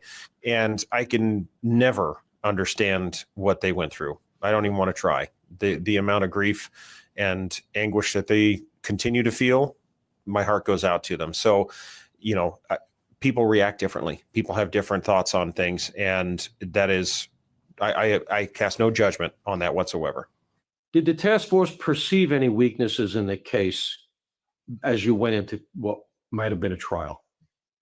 I don't believe so. I mean, we knew that we did a fantastic job as a team and that we were confident to take it to trial. I know Bill Thompson was very confident in taking that all the way through. So the reporting that a plea deal had been on the table all along from once he was identified, and that ultimately the defense just decided to accept after they had run out all of their evidentiary challenges. That's wrong as well, completely wrong. So the plea deal only developed when it did, right up against trial. Correct. All right, I got to go to the leaks now, because one of the things that I spoke about on there and I admired so much was the OPSEC, the operational security of the task force. You had this big, dozens of people, nobody was talking. And then we got the Dateline show. Mhm. And there was stuff in there that we had never heard before. Now, you've dispelled some of it, as in what might have happened inside the house. All those things are speculative, Mhm. and that's that. But there were some things in there that we had never heard. For instance, the video and audio from outside the house that you guys got Mhm. from the neighbor camera. So I have to ask you, is there any indication as to who leaked it all? Not at this point, and there's not much I can say because I do know that there's still an active investigation into that matter. Where's that investigation? Who's doing it? Ada County Sheriff's Office. So the Ada County Sheriff's Office has essentially some sort of an internal investigation kind of thing, an internal affairs investigation kind of thing going on. There was a special prosecutor and special investigation judge that were appointed for that under Judge Hippler's directive, Right. and that is still ongoing to my knowledge. Did the leaks in any way figure into the idea, let's go for a plea deal? Not that I know of. And to set the record straight, it was the defense that approached the prosecution asking if they would be willing to talk about a plea deal. What was the feeling in the team that had worked so hard that all of a sudden this leak occurred and it was all over the TV as you're going right into trial? I mean, was there a morale effect on the team? I don't know if there was a morale effect. We rallied together because we all believed that it was wrong and that, number one, we didn't believe any of our people did it. However, if that was the case, we were ready to hold them accountable. And I know I met with the leadership at Idaho State Police and the FBI, and we talked about it, and we all agreed to, we wanted to be as open and transparent with this investigation as possible, and we have been to this point. How do people, now that the case is adjudicated, it's down, it's over, how do people here in Moscow feel about the police? When Bryan Kohberger was driving from Moscow to Pennsylvania, these officers, not one officer had his name. They didn't know Bryan Kohberger's name. They did not know about him until he was in Pennsylvania. So, just so everyone knows, so when people are saying, oh, they didn't pull him over because of this or that, no, they didn't pull him over because of this or that because they didn't know that he was the murderer. They did not have his name until he was already in Pennsylvania at his parents' house. I'm not talking about the case now, but in a general sense, there's always a little bit of a push-pull with any police agency in the population. Is it recognized here what an uphill battle this was and what a job the task force did? I believe so. And we would have, here at the Moscow Police Department, we are blessed because we do have a community that has supported us greatly throughout the years. And we have a wonderful relationship with our community. Case in point, during this investigation, when we had so much misinformation and speculation and, quite frankly, negative comments from the world at large, they were the ones coming here every single day, dropping off letters of support, food, phone calls. They knew we were going after going about it the right way, and they had our backs, and they showed it. That's good.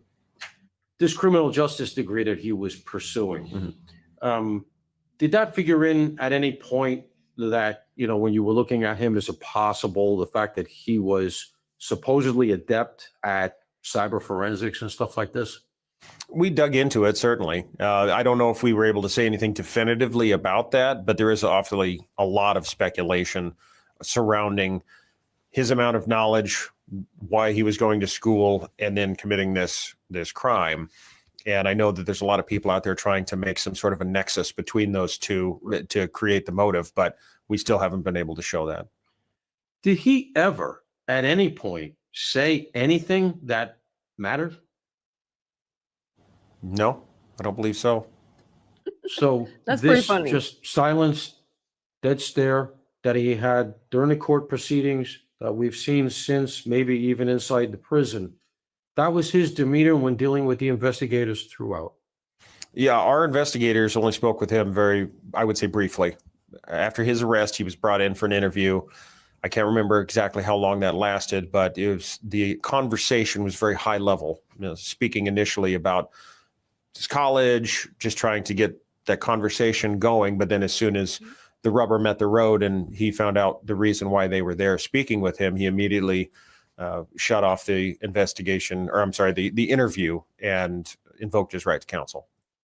In my opinion, he did that after he found out his dog was okay and his parents were okay. This is happening in Pennsylvania. Correct. Because, I mean, he knew why he was getting pulled into a Pennsylvania. He knew while they were blowing his okay. Okay. He's guilty, right? So he knows what he did back in Idaho. And he's curious and he doesn't know why the cops are blowing in his door and his windows. No, he knew why he was going downtown. He knew why he was in that car. He wanted, as soon as he said something about, like, they said that his parents were okay and that his dog was okay because he asked about it. And after he heard those two things, that's when he kind of shut down the interview. Is this in the house or at a Pennsylvania police station? Is somewhere on the Pennsylvania State Police property. So they brought him in for an interview after he's pulled out of the house after the arrest. And the fiction is that he doesn't know why he's there. They're talking to him. He's speaking. But once it gets to the crime, he shuts down, he invokes. Correct. Our investigators were trying to build some rapport, trying to get that conversation going as we typically do in interviews. And I believe they said it was about the third time that the suspect said, "Hey, what are we really talking about here?" And they had made some comment of, "Well, we're both investigators from Idaho, and we're here to talk to you about what happened in Moscow." And that was when he invoked and stopped answering questions. So once he tweets to the fact that this goes to the crime here, he shuts down. Interesting. So in Pennsylvania, when he shuts down, it's your cops who are out there doing the interview. Correct. Yes, we had our lead investigator from ISP and our lead investigator from Moscow Police Department. We flew them out there to be a part of that op. I see. Now, this is pure speculation, but again, this is among the stuff that is bandied about online, so I got to ask. Is there any indication, or did the task force believe in any way that this was not his first rodeo with this kind of crime? That was brought up, and we certainly had a lot of different avenues. We tried to look at that. We had some unsolved crimes from different areas, tips about those unsolved crimes, and we weren't able to show anything. So we had no definitive evidence that he'd ever done this before. In light of what you guys were able to learn about his activity on Amazon, et cetera, you think he was going to do it again? I don't know. Yeah, it's pure speculation. Will he last in jail? He's got a long time to serve, so we'll have to see. I know that our partners at the Idaho Department of Corrections will make sure that all inmates are kept safe. So, Chief, first of all, thanks again for being so forthright and for meeting with us. Let me just ask, are there any lessons learned here? Is there anything that we can glean from this that is possibly a positive?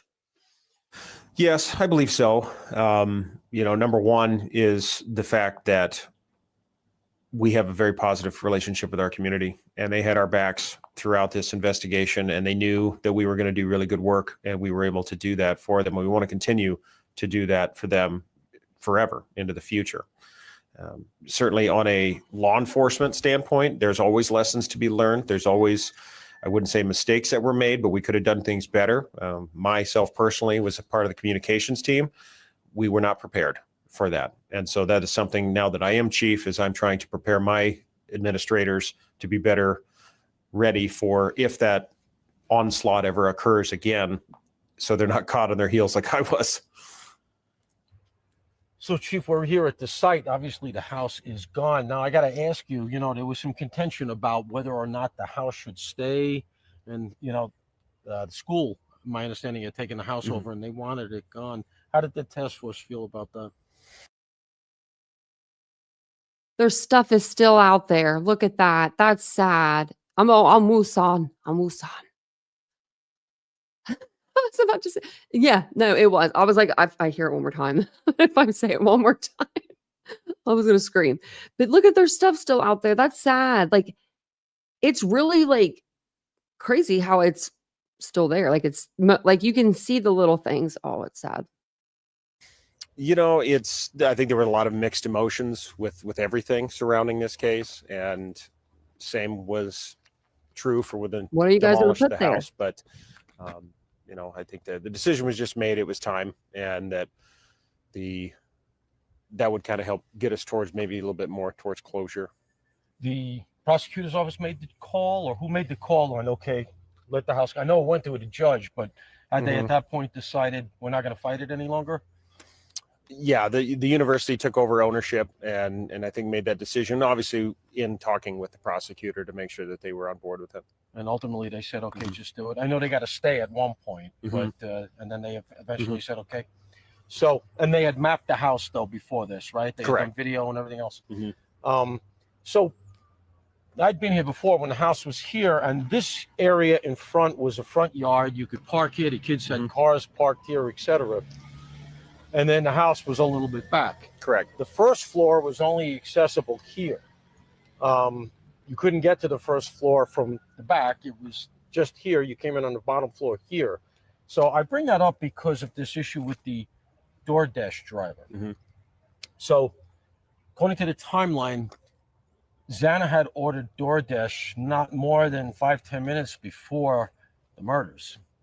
And ultimately, the DoorDash driver hits the news a few months ago saying that when she was here delivering the food around 4 a.m. night of, that she actually encountered Bryan Kohberger.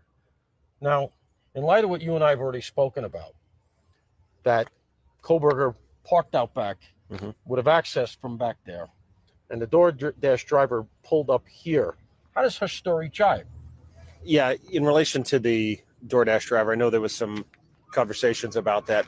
Once we got word of potentially who that was, our investigators did go speak with them. And to my knowledge, there was no evidence that they actually did meet or see each other. So that ended up washing out. That Correct. was a line that she was giving for whatever reason during a car stop. She'd been stopped, right? And that's when she claimed that she was the big witness in the Kohberger case? Something along those lines. I remember seeing it hit the news. Right. Okay. So if we walk this way a little bit up the hill past this tree, now this all happens in November, and these trees are a lot more denuded. And so from here, you can kind of get the viewpoint. That building straight across was actually Ethan Chapin's frat house. Am I right? Correct. And so he had been there on the evening of the event. And he and Xana had been at a party, as I understand. And then they came back here. Correct. So was that a nexus of the investigation, the fact that they had been there and the fraternity party and all of that? Had you guys gone into that in the wake of the event? Yes, once we learned that they had been there, that opened the door to a lot more people we needed to talk to. And how did that go? Obviously that washed out, right? I mean, there was no nexus there that had anything to do with anything relevant to the crime. Nope, other than college kids just being college kids. College kids being college kids. Quickly. Correct. We're positioned here in front of the house. Chief, where was the camera that you guys located, that you pulled, that had that video and audio that ended up being so Pointed for him. It was on the front side of that house right there. This house here? Yep, on the other side. Pointing at the intersection? Correct. So a ring camera of some sort, a generic camera of some sort, on that side of the house picked up the U-turn. He pulled up here and he did like a 3-point turn, right? So he kind of missed the block and then came back and came up this way. And it picked up the audio from this house from the other side. Okay. Okay, so you take the camera, yeah, because that was the only camera that seems to have been here. We walked the area subsequent to the event, not long afterwards, and myself and Lawrence Jones just didn't see any other cameras. But ultimately, it did emerge that there was one, and it ended up being very important. Correct. And that's when you guys got a hold of it. Had you gotten the footage from that camera before or after the gas station video emerged? Do you recall? I believe it was before. So Yeah, our investigators recognized that there was a camera on that building very early on, right, and we worked with the owners of it to seize that and start working on it. So that means that even before the footage from the gas station emerged, you knew you had a possible white car of interest in the area. Not initially. we had some issues. Our forensics detectives had to do a lot of work to figure out exactly how to get the video and audio off of that device. Okay. And it took some time because there were some technical issues. I see. So did you get the gas station video first and then you had this and were able to match it up? Or do you remember the timeline? I know we seized that camera and its components very early on, within the first day or so. Yeah, it was gone by the time we got And they were continually working on it while all the investigators were out canvassing the entire town. So it's very likely that we had that in our possession already. We were continuing to work on it, meanwhile gathering the rest of the video, including the gas station. Right. And that's, I would assume, how you knew a white Elantra was something of interest to put out, so that, because obviously you guys had issued the bolo before the gas station person said, hey, I have a video that might be relevant. So the timeline seems to be, you get this camera, ultimately you develop this white car that does a 3-point turn at this corner, comes up past the house around the time of the murders, and then you put that out as a possible, and then this gas station attendant goes back into her camera and says, hey, I have something that might work for this. That sounds right, yes. Got it. Now, there was this other reporting very early on that the front door was seen ajar by neighbors or a neighbor. And so the assumption was that Bryan Kohberger, or at that time the perp, nobody knew who, had come in the front door. And again, the trees were a lot thinner because it was winter. It's a very exposed area at the time. I mean, the whole front looks out onto all these other houses. And then without this tree behind us, you could actually see this house all the way from the frat house that Ethan was living in.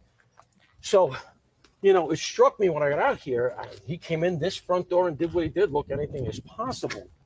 But then walking the area again with Lawrence Jones, and we walked up behind the house, and these trees were much thinner. And unlike the front of the house, where the DoorDash driver delivered the food on the first floor, from the back of the house, we have this parking lot, and it looks into the second floor. Correct. So Look at that drop down, am I though. correct in saying that after he does the 3-point turn that you guys captured on the camera, Bryan Kohberger comes up this driveway and parks in this parking lot, and then essentially surveils the victims from a vantage point up here before making his way down into the back door? Correct. And what did he do? He went through the woods here? What, did you find any footprint or any indicia of him going through the woods? We never were able to tell exactly his route at that time, but somewhere on this hillside, he made entry down into through the sliding glass window. How in the heck did he manage to not trip and bust his butt? It's so steep, Kara. That's what I've been saying since the beginning of this case. I think he went in the front door. I know that back door slider was still I know that it was open halfway, and I should just admit to when I'm wrong. But I feel so like heavily on that front door because it was darker up there. The cars were being the cars would hide someone kind of going in the door. When you went into the back, it was all lit up. The kitchen was lit up with all those lights, all those twinkly lights. It was so bright, but maybe he thought no one will think I'm 28, not 20. Because I mean, like, they're young kids too that live there. Like, this to me looks like, I don't know how he did it. I don't know how he was managed to get into that, because I would have tripped and fell. Actually, there's no way I would go down that. There's no way to go down Sliding that. glass door. And if we walk this way a bit, past these parked cars, you get to a spot here, and this is right where I stood with LJ, as I recall it. And these trees are a lot thinner. And from here, you were looking right down through these trees into the second floor of the home. And those sliding glass doors that were not locked. Correct. And so the theory would be that Bryan Kohberger on the night of would have been up here, either still in his car watching or outside the car watching. He would have been able to see again through these trees, maybe the light go on in the bedroom, knowing that Zaina maybe was still awake and had ordered food, or maybe the light go out in Kaylee and Maddie's room to know that, okay, they'd gone to bed, and he would have made his way down through these woods and into that back door. And then he would have done the same thing in reverse. When he left and when Dylan had seen him, he would have come back out through these sliding doors, up through these woods, into his car, and he's out the same way. Correct. Did the video? Well, the thing about Kaylee too, about her hearing people in the trees, there is not where he's standing, but if you go like this way, there's a walkway back there for students. So I don't know if maybe the students at the King Road residents weren't aware that there were students that could walk back there, but Brian Enton walked it one night. So I don't know why he never came forward and said something about that. But I mean, it could be somebody in these right here. But if it's just like right over this way a little bit more, then there is a walkway for students, and it doesn't look like a very good path. It's like literally through people's backyards. Get captured in the house nearby that had the camera, the exterior camera. Did they capture the car leaving? Correct. They We did. Mhm. Yeah, And so pulling that out might like rate a of bat speed. out of you know where. So that was how you guys were able to timeline the event. One of the ways you could timeline the event, because you have the car showing up, and then you have the car leaving, and then you also have the DoorDash delivery. Whether she saw Kohberger or not is immaterial. You know that she delivered the food. Zana was alive at the time. Yeah, the DoorDash helped establish exactly timeline of when Zana was still awake, those types of things. And that video, if you recall, actually showed the suspect coming and going several times prior to the actual murders occurring. Right. And in fact, he comes back the next day after the event. But it seems like he'd been there. How many times before the event did he come? Do you recall? I don't recall the exact number, but we On do the have night that. of, he was here a few times. Correct. So it seems almost like he was getting his nerve up maybe, or was casing the place to see if everybody was home or whatever. That's a potential. Yep. It's a weekend night. There's a lot of college kids living in the area. These are not dorms, so to speak. They're apartments, but there's a lot of students living in the area. You can hear this music even now. The kids are coming back onto campus here in August for the new semester. So there's had to be some, even at 4 a.m., there's going to be some activity. It almost speaks to a level of brazenness, arrogance even, that he came here, he's gloved up, he's got a balaclava that he's either got half on or he's full on, already garbed up. He's got, as you said, full clothing, some maybe a full body suit or something to make sure that there are no fingernail scrapings that are going to be left. And he's standing out here like that on a cold November night with kids coming and going from the town, which is not far. It goes to this idea that he was unconcerned, he was brazen, he was arrogant. Did any of your investigators in talking to him, and I know he was relatively uncommunicative, but did they get arrogance? Did they get brazenness? Did they get off of him this idea that he was unconcerned with being caught? Not directly from our investigators, but through the investigation, obviously we were able to get testimony from several different people who worked with him, who went to school with him, and there were some similar themes along that line of that mentality, that arrogance that were shown through them. So this is from people who worked at the school with him or students that he dealt with as a graduate assistant at the University of Washington, State University of Washington, Pullman. That's my understanding, yes. And he'd had a lot of trouble up there in terms of his employment. My understanding was he was on the verge of being fired. He was fired. Oh, he was fired. He was fired. Before the arrest? Yes, And that's what my understanding. And why? Due to his employment issues over at WSU as a TA, our understanding was that he was let go just prior to his trip back to Pennsylvania. And was he having trouble with women? And, was he being aggressive with women, inappropriate? Was there any of that? Or was it just he wasn't doing the job? I don't know exactly. I'm sure that's a personnel issue with the WSU. Let me step in here, Dahlinger. Women had to get walked to their vehicle because of Kohberger. This was first month in. Multiple women had to be walked to their vehicle by people, members of the staff or, other people, because Kohberger would chase them down pretty much. Nothing like that on a Friday, at 5 o'clock, and chase them out to their car. And they would try to be like, he didn't know the word, like, gotta go.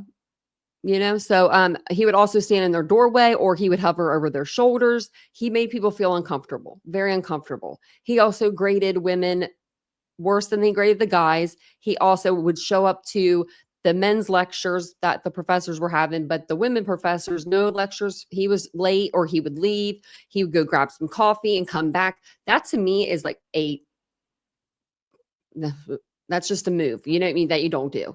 Like, that's such a disrespectful thing to do. You go into class, you sit there for like 5 minutes, you get up, you leave, you go get some coffee, and then you come back with your fresh cup of coffee in your hand. Oh my goodness. If I was a professor, my head would spin off my shoulders. It really would. But he did a lot of things to where he should have been kicked out of that campus, off that campus long before. And I have a list of all the stuff somewhere. I think it's in this notebook. There's way more than what I said, but because we went over report after report after report. Folks, but there were some talks about that type of behavior. And so he was actually let go literally before you guys arrested him. That's my understanding. Wonder if he told So his look, dad. You know, it was the end of the semester. Near the end of the semester, kids were packing up and they were leaving, but you have a quadruple homicide murder scene. So obviously you're going to have to do what you got to do. You must have, I assume, scraped this entire area for any kinds of forensic evidence, maybe the murder weapon, anything like that. Did you bring the dogs out? We had members from every agency out here on foot, canvassing every square inch that we possibly could for days, checking every single home for any kind of camera system, talking to anybody who we could get a hold of to see if they were around or if they heard anything, saw anything that night. You know, starting this investigation from the ground up, and it was a whodunit. So obviously it's a very wooded area, and you guys must have been thinking, you know, what was his line of ingress and egress? This is before you had the video. Mm-hmm. So you go through all of these woods, I assume? Yes, partially. We did have information, obviously, at the onset that we thought he'd come in and out from the back door. Right. We had the back door was ajar when we arrived.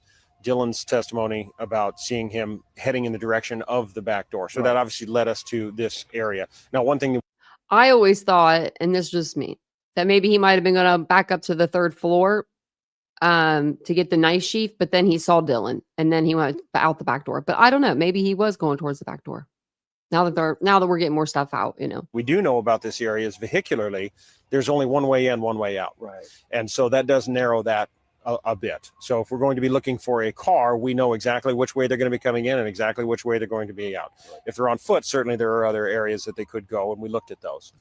And I assume interviews of these buildings, people, did you see anybody? And had you thought at any point that maybe it was somebody who lived in one of these buildings here?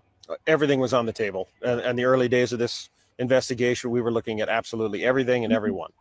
Because that was one of the theories being physically here. There are a number of vantage points here. You know, we've pointed out the idea that he had a direct vantage point here down into the house. But even some of these houses around here, you know, when these trees are very thin, you can look even from up this mountain behind us. Mm-hmm. And so a number of us were speculating, you know, maybe somebody in one of these houses was watching down or seeing something. And I assume there were door knocks done up here. Absolutely, in yes. These areas. Yeah, we canvassed everywhere. Now, something else that came out, I recall now, having been here and around, is going, I believe, this way. There is is it a park, a golf course? What's in this area over here? So the university has an arboretum just over the hill here, and then right next to the arboretum is the golf course. So there's water there. Mm-hmm. And I can remember with the map of the area, the map of Moscow, you get it at the airport.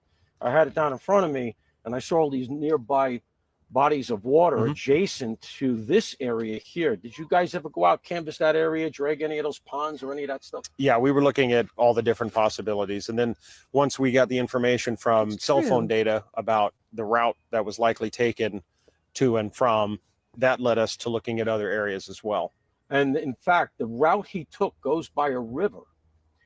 Any activity on that river relative to sending in divers or anything like that to see if you could recover a murder weapon down there? That is a very large body of water, right. And that would be more than a needle in a haystack. Right. But it's based off of just speculation. If we have no idea where it is. It could be in the river. It could be somewhere else. And the river has a pretty good current too. Correct. We went out and looked at it. Got it. So, Chief, the case is down. The house is gone. You can hear the campus getting back to normal. There's music playing. The kids are coming back. I assume this is some kind of fraternity rush or whatever that we're hearing. Yes, it is.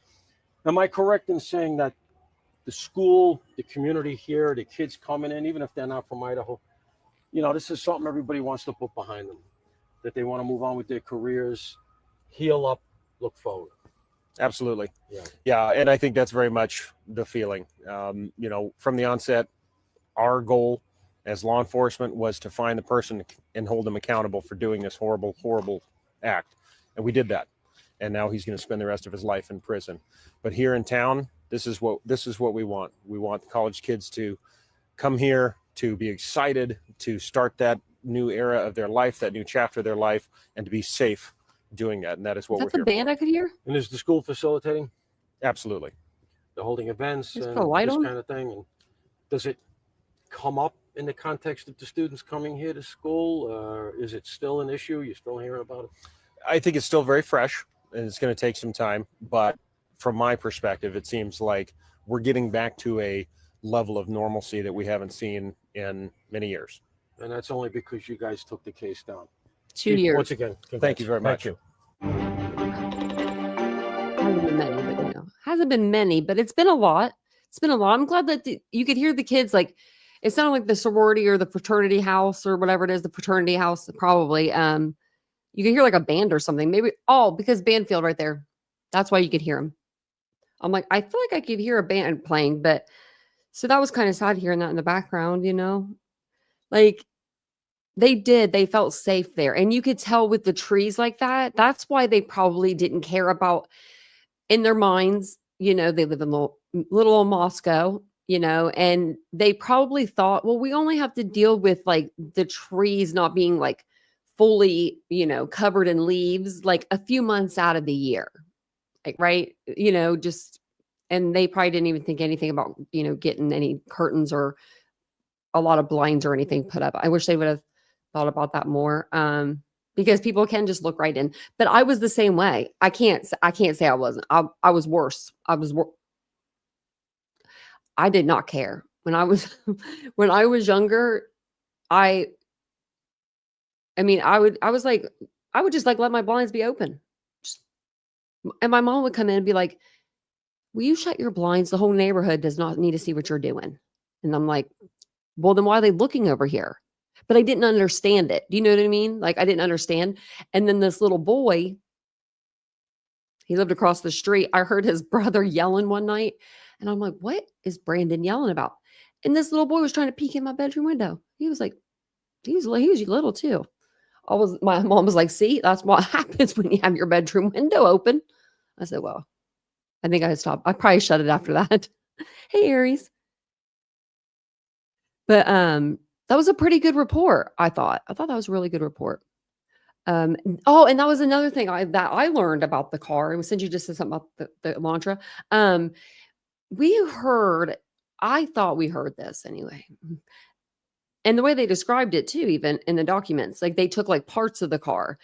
And I was like, well, then why wouldn't they take the whole car? Like that would be weird not to take the whole car because they want to print everything. But and they did take the whole car. It was in the Moscow or ISP crime lab, one of their evidence rooms. It was the Moscow MPD. It was MPD's, their evidence room.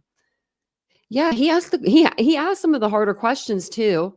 And I'm glad that, you know, Dahlinger kind of said like that he didn't know the answers to some of those. Cause if he would have tried to lie or something or spin something, we would have caught it, you know?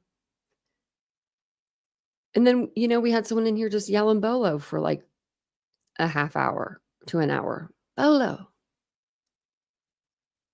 I'm like, if you say Bolo one more time, I think I'm going to get us a Bolo freaking emoji now. If you ever need my attention, just put Bolo in the chat really big.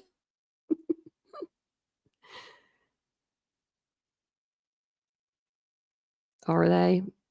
Oh man, Aries, it's a crazy world that we live in right now. Get to the docking point. Yeah. His brother was such a, and I remember I had a crush on his brother. I thought his brother was just the cutest thing under the sun. And I just remember him saying, Max, and he was screaming. And I think my friend was with me too at my house. at the time. I think we were there by ourselves. Because I don't remember my mom or dad being. My dad, if my dad would have heard it, he would have ran out the door and beat that little kid. He wouldn't have done that. But you know what I mean? And I don't remember my dad ever running out. So either she was there and we all kept it quiet, or they were out for dinner or something. Bolo. Yeah, or instead of saying Marco Polo, Marco Bolo now. You know, I mean, that could be. I do not recall. Yeah. Or Bolo. I don't know. I'm just going to keep saying it now. I'm going to be saying it to Vincent. He'll be like, what are you even talking about? He'll be saying that. What are you even saying? Before y'all leave me now, don't forget to hit the like button, subscribe to the channel. I'm not done with y'all yet.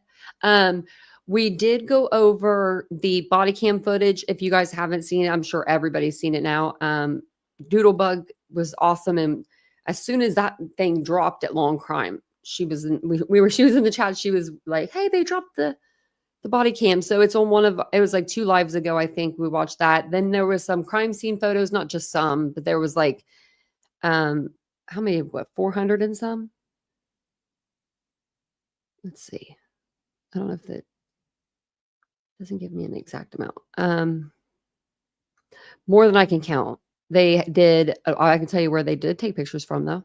The victims' cars, the yard, house, the right side west, the yard and house, the back south side, the left side east, the first floor bathroom, first stairway to the second, the living room, the second floor bathroom, kitchen, stairway to second to third hallway, third bedroom, and then there's an unknown room, and then the Elantra. There's only a few pictures, but it's the one of the cords and stuff. And I think it might be in Kaylee's room, but I'm not completely for sure. So I think that's all I got for you. Thanks, King B. Johnson. Welcome in. Look, we only need 5. Yeah, we only need 5 more to 100 or 200. Just keep on hitting that like. I appreciate it. I really do. And thank you guys for being here tonight. We do talk true crime every evening on this channel. We've been talking a lot of Idaho 4. There has been a lot of Idaho 4 stuff that's been coming out. You know, we went through all the documents. We went through the Moscow Police Department's documents. We just finished the ISP, 556 pages. We read through every single document on that. Proud of myself for doing that. Didn't skip out on any. Man, that was a lot of documents now. I didn't mind. I don't mind reading them. I will read every page because I want to see how long it takes me. I've got like this competition in my head with Ann Taylor now that I can't get through all of her evidence faster than her, and I think I can. I've never had Dubai chocolate. Is it good? Is it good, Aries?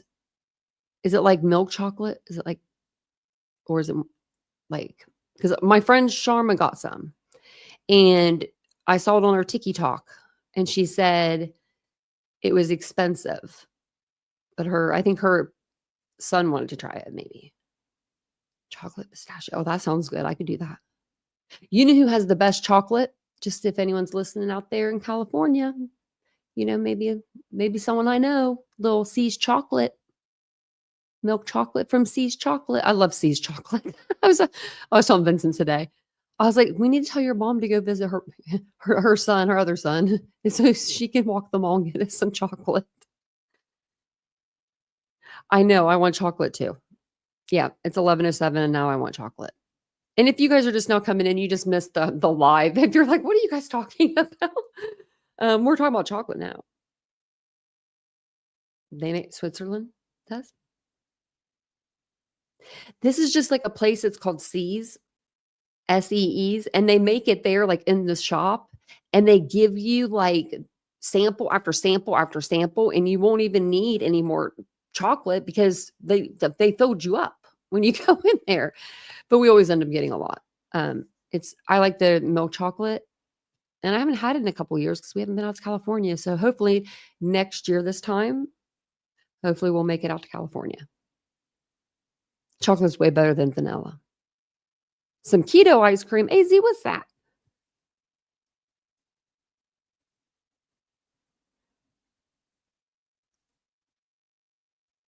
What? It's considered a biscuit. What? I thought it's a chip. You call them biscuits and crisps? What's the difference? Now I don't know. I know what a biscuit is, but I mean, I think our biscuits are different than your biscuits. Hazy. Does that make sense? And now Tom wants been some biscuits and gravy. I know. I just ate. If I go out there, I swear, if I go out there and say I'm hungry, Vince will be like, there's no way. Oh, it's a biscuit, not a chip. Oh. Well, that's weird. Okay, so biscuits are like cookies and crisps are like chips. Got it. There we go. Okay. I love learning about it because I'll start calling them that too. I'll be like over here calling biscuits and crisp, and Vince will be like, what? I'll be like, oh, you don't know? You don't know about this? What, Nicole? You can? I didn't know that. It's so much better when it comes from your mom-in-law, though. But I will be ordering some. Like, right. Like, I'm like putting this in my phone so I don't forget. These. Chocolate. Sees online. Oh my goodness. Tell me more. Yeah. What says want to stay up to date on the sweet news, delicious deals and more? Yes. Tell me more, please. And what's my email? That is dangerous. They have the best chocolate. And it'll remind, oh, I can just close my eyes and I'll think I'm in California.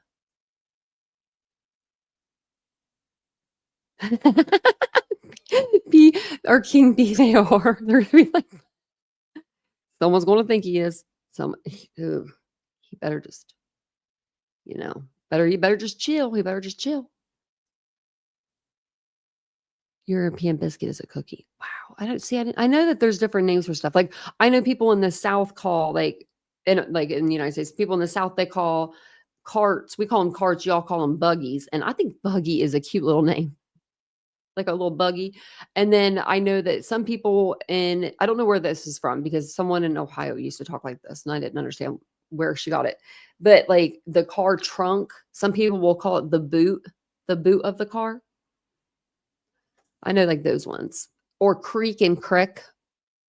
Those two words. Like a creek is like, you swim in it. Crick is like, I guess you swim in it, but it's more of the country version. I don't know. Yeah, I figured you did true crime lullabies. I could see you saying buggy. It's cute though. I think the buggy thing's cute. I almost said it the other day, actually, when I was in Target, and I was like, where did I get that? Like, I don't call it a buggy. I call it a cart. They do have good peanut brittle. Oh, they do. Man, I'm gonna order some. I should order some and not even tell Vincent, and then when it comes, it'll be like a little surprise for him too. A worse rag. In Ohio, you can do that. Like in Ohio, you can have that Southern kind of accent to you, I feel like, in certain parts of Ohio. But when I would pronounce things, like if I said crick instead of creek, my mom would correct me. Not in a mean way by any means. My mom was angel on earth. But she would just be like, no, we call it a creek, not a crick. Or, because they were from Philadelphia. So I was from Philadelphia, but they brought me to Ohio very young. You say wash. My grandmother used to say extra instead of extra. I don't know where she got that either. Tonight on the dessert podcast. Yeah, I know. I'm hungry. Nope, no one talks like you. True crime lullabies. You got that Southern accent. We have it's like more of a, I don't even know what it is. I don't even know what it is. Mine's a little messed up. Mine's a little bit of both. But I'm going to jump off here. My dogs are being really good. Are they okay? Yep, she's breathing. Oh, she just moved. Okay. Because usually the gray one's like up here by now, like hanging out with me. She's not on her chair. She's not on her chair. She's actually on the floor. I don't even know if you could see her if I take the comment down. Nope, she's kind of hidden. She's in this general area. She's just sleeping right on the floor. I don't know why. She's going to race me to the bed, probably. She races Vincent to the bed. It's hilarious. It's hilarious to me. She's only 80 pounds, 90-pound dog, you know. She's huge. And she just takes, she'll just take off running. Man. So thank you guys again for being here. Thanks for talking to me at the end of the live. I love talking to you guys and just hanging out for a little bit after the live's over. But hopefully you guys have a great Saturday. I will see you tomorrow for some more true crime talk and all that good stuff. We may go over some stuff about Austin Drummond tomorrow. That guy's acting out of pocket. He's acting a fool. He's saying he didn't do nothing. And he calling reporters from the jail, all kinds of stuff. Yeah. So we'll hit that up tomorrow. And maybe we'll do like a couple of different cases. Wow, Nancy, 150 pounds.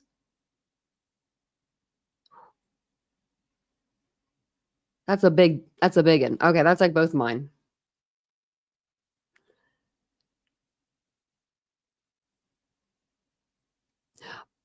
Oh, you didn't know she meant dinner? And she says she wants tea. Oh, I guess I can see that, like having tea. That's cute. I'm gonna start using these things. Those are cute. I'm gonna have like a whole little list. Oh, thanks. Good night, Maga Mama. Good night, everybody. I'll see you guys all tomorrow. Hopefully you have a great evening. If I don't see you tomorrow, have a great Sunday. But hopefully I'll see you guys. But thank you. Bye-bye, guys.